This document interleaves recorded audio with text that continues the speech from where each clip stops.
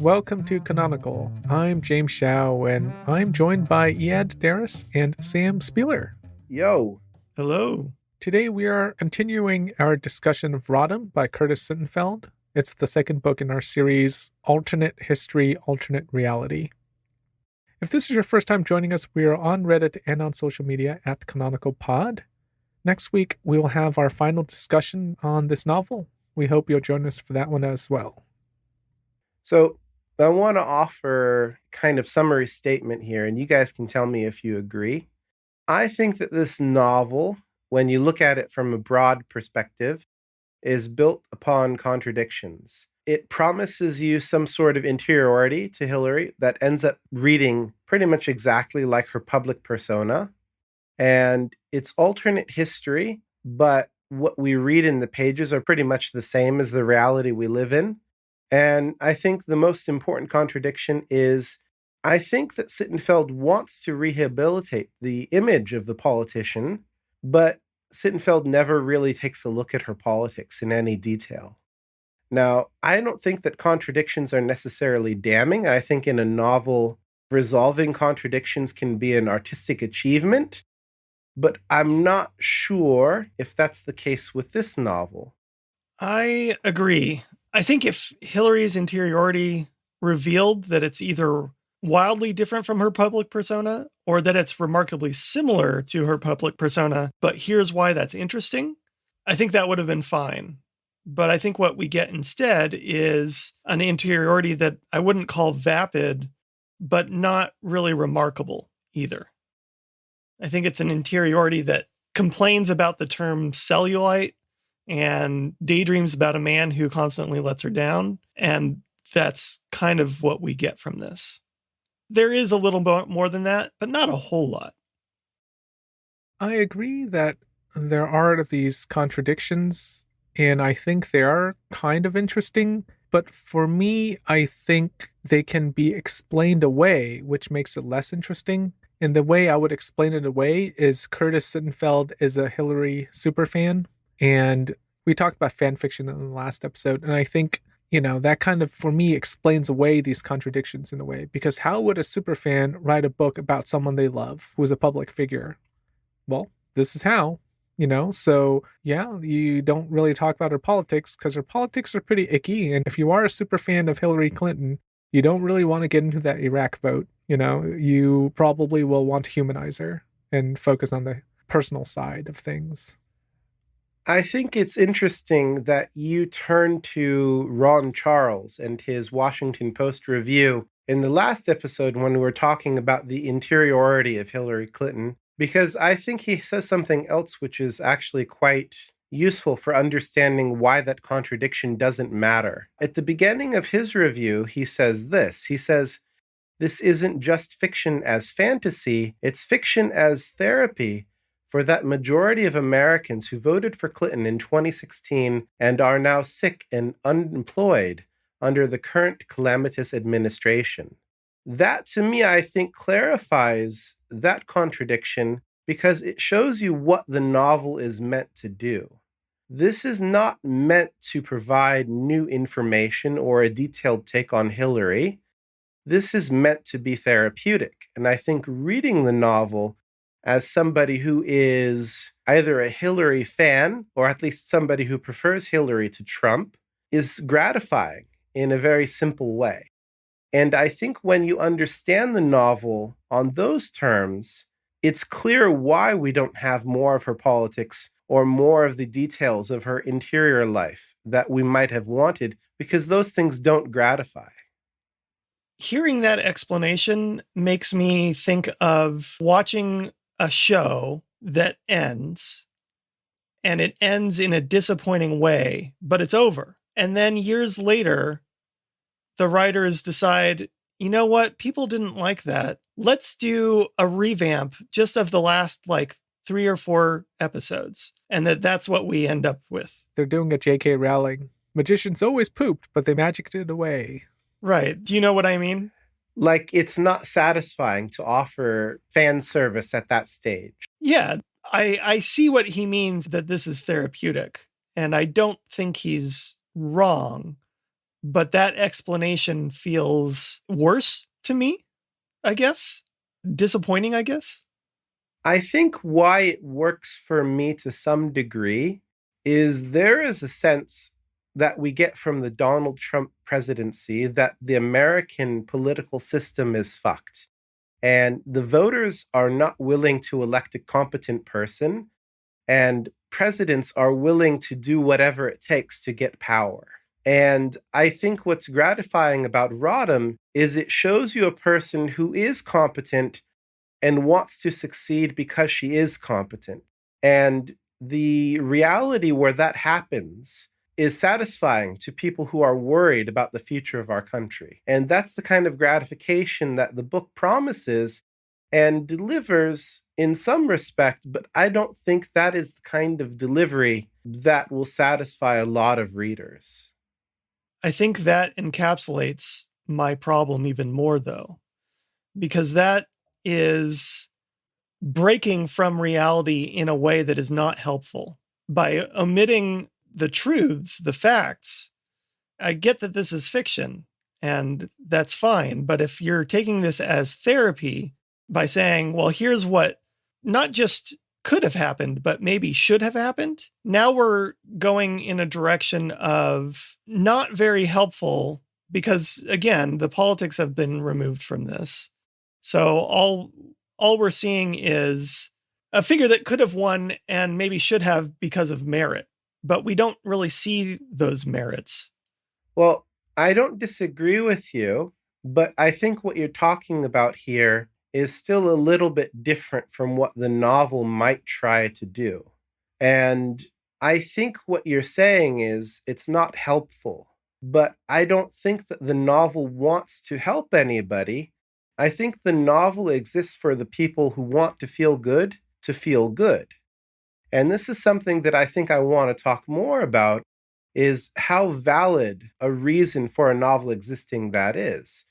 Because I can understand quite clearly why this makes a person feel good in the same way I can understand why eating candy feels good. But I wouldn't recommend to somebody that they eat only candy. So it's kind of a cheap gratification, but it is a important part of reading. Reading should be pleasurable, right? Sure. But it also points to what we were talking last episode about fan fiction. And why does that exist? It exists for kind of the same reason. So is this just frustrated Democrat fan fiction? Yes. Yeah. No, I think it really is. I think that's why it explains away a lot of the contradictions, because it is a book that just makes people who really cared about Hillary. I mean, it's a salve for the 2016 election, but it's also a salve for losing to Barack. I mean, I had a classmate at the time in grad school who was a huge Hillary supporter. And I was definitely more Obama than Hillary. And when Hillary lost the primary, like, she was pretty devastated. So this book is for her, I think. I think it's time to go back to that third contradiction, because that I think is the one that a lot of critics have perhaps taken the most issue with, that it's about a politician, but it doesn't really get into her politics.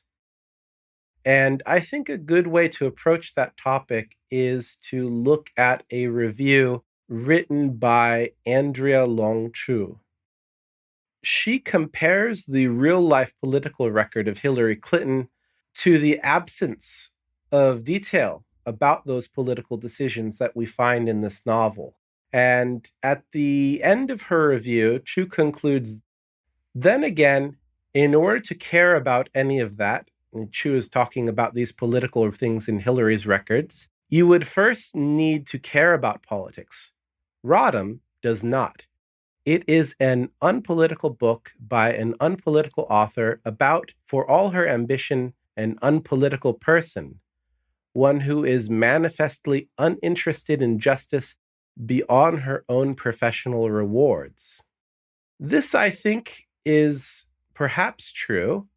Chu goes on to say, the author is fine with Hillary's desire just for power, But Sittenfeld's Hillary never has to promote her husband's crime bill or has to vote for the war in Iraq. She's spared the opportunity of doing those things. But the one thing you must understand about this book is that it was written by and for someone who doesn't care that the real Hillary did those things.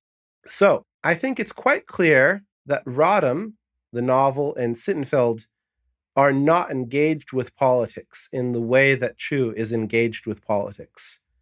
But it is engaged in some way. So how exactly is it engaged with politics?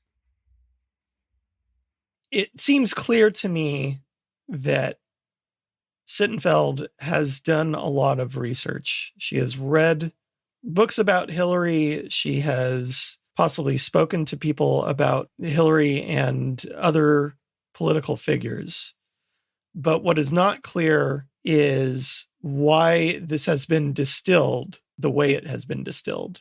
It does feel like she is crafting a story. Obviously, she's done that. But I don't fully understand why she's made the choices that she's made to make this version of Hillary. Again, you're right. It's not apolitical, but it definitely feels maybe streamlined in a way that feels lacking to me. I mean, the central premise of the book is not her politics. It's the fact that she didn't marry Bill because of his infidelity. Like, that's the focus of the book. But what about the election and all of that baggage that goes with that? How does Sittenfeld talk about politics when she talks about those things?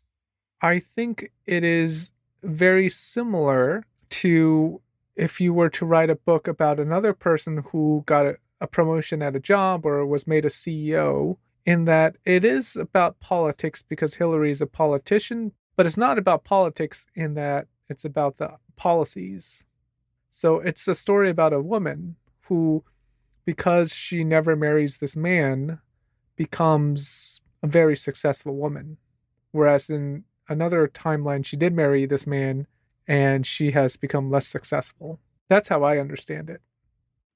So, Sam, you use this word distilled, and I'm just wondering why you talk about Sittenfeld distilling something. I mean that what we get is a Hillary that is uncomplicated by, for example, as you mentioned, her promotion of the crime bill in, I believe that was 94, and the Iraq war, her voting record for that. And we can explain that away as, well, Bill is not in the picture anymore, so those things didn't happen, and thus she didn't have to make those kinds of political decisions.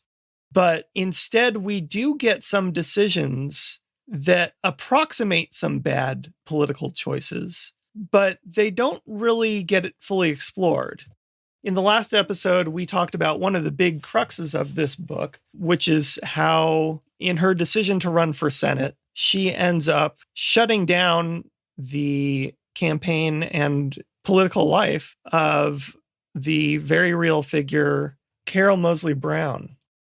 And in the moment, the reader understands that this is what Hillary feels is right, and she does lose a friend over it.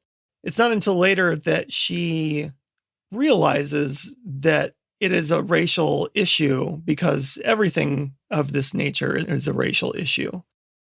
I saw one review put it in terms that I really liked: a tepid response. Her apology is a tepid apology. That really encapsulated how I felt about it, that it distills this pretty major issue to a few sentences on a page, and that's kind of the most complicated we get. I ask about this word distilled because I think it is a pretty good way of talking about the way the novel presents political life. Because in my view, the political world is this immense interconnected network of ideas and interests, and everything is connected to everything else. And it's very difficult for a writer to talk about just one thing without invoking all of these other things if the writer wants to be honest. I think the reason why the novel doesn't read well when we look at politics is because it cuts off a lot of things that shouldn't be cut off. I think what Sittenfeld wants to do is to talk about feminism. Sittenfeld looks at Hillary as a feminist icon, and she wants to talk about that, but can't be bothered or doesn't want to bother talking about everything else that is so interwoven with feminism. Feminism is a political position. What I mean by that is if you think about feminism seriously, you will come to the view that feminism has an impact on all of the other policy decisions that you would have an opinion on. By the same token, if you're thinking about politics and you're thinking about it seriously, eventually you're going to think about how things are going to influence women, and policy also becomes feminist. What Sittenfeld wants to do is she wants to have one but not the other. Do you think it's fair to say that the novel wants to be feminist first and political second? Yeah, I agree with that. I think that's what we're seeing here, yeah. How does that work, though? How can anybody do that? Can somebody say, I'm a feminist, but I'm not a political person? Or does that mean that you're just kind of being superficial? Well, I think it's focused on one specific aspect of politics. Just because you're really interested in, say, abortion doesn't mean you have necessarily an opinion on, say, extrajudicial killing of a paramilitary leader or something. You can be a feminist politician who has less of an opinion on other aspects of governance. And I think you can be a feminist and have less of an opinion on other aspects of politics. So in that way, I'd say this is a political novel in certain respects, but it's not a political novel in that it doesn't discuss all of Hillary Clinton's policies. Well, I guess that's where maybe you're more forgiving than I am, because yes, I think that there are people who would say, I'm a feminist, but I don't have opinions on these other things. But to my mind, if you say that, you kind of just discredit yourself. You're not really that worth talking to at that point because you're just saying, well, I haven't really thought.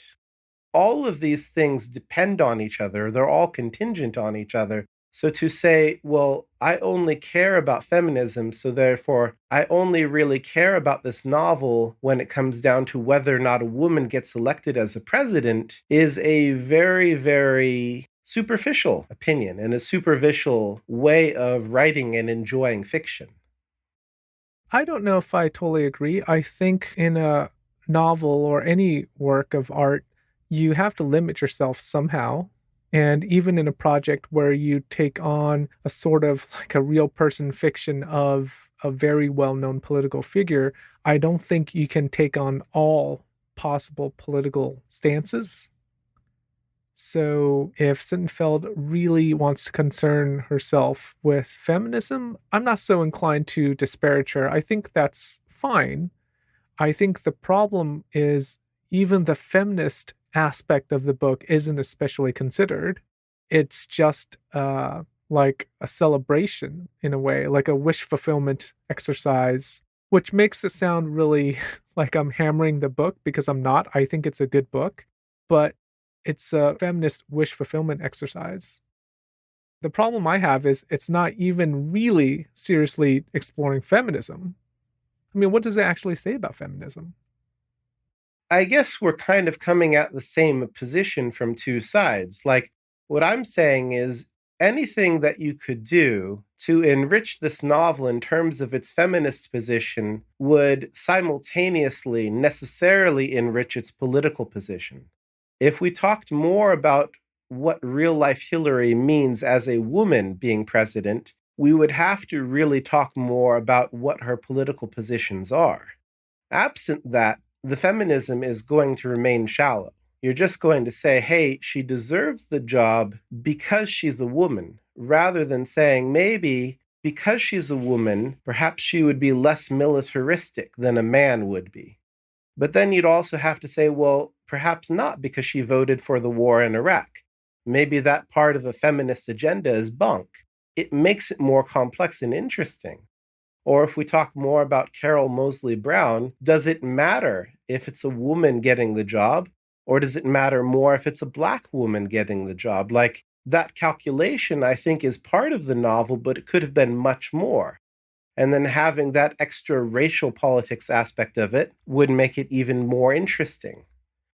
For me, even though I think this novel was underwhelming, I still think the premise was very interesting. I think that the premise is kind of a thought experiment, but unfortunately, it seems like Sittenfeld is the kind of person who doesn't really want to have the interesting thoughts that her experiment can produce. I mean, do you understand the thought experiment as different from mine?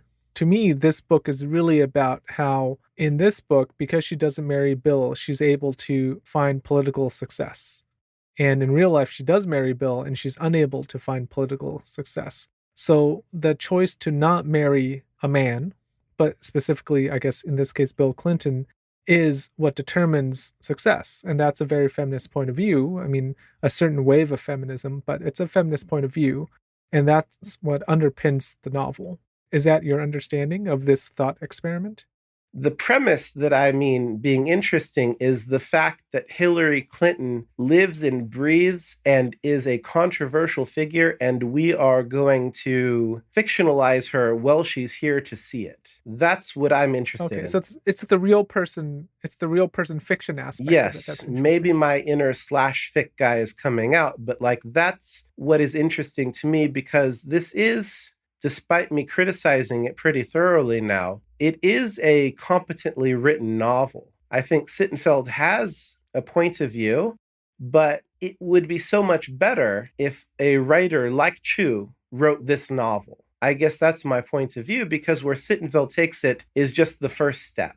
I think the idea that powerful women have been sidelined by marriage is kind of patently obvious. And to begin and end with that idea is not satisfying to me. It's not a particularly interesting thought. To imagine that a single woman running for president would face an onslaught of sexism is also regrettably true, but not particularly interesting.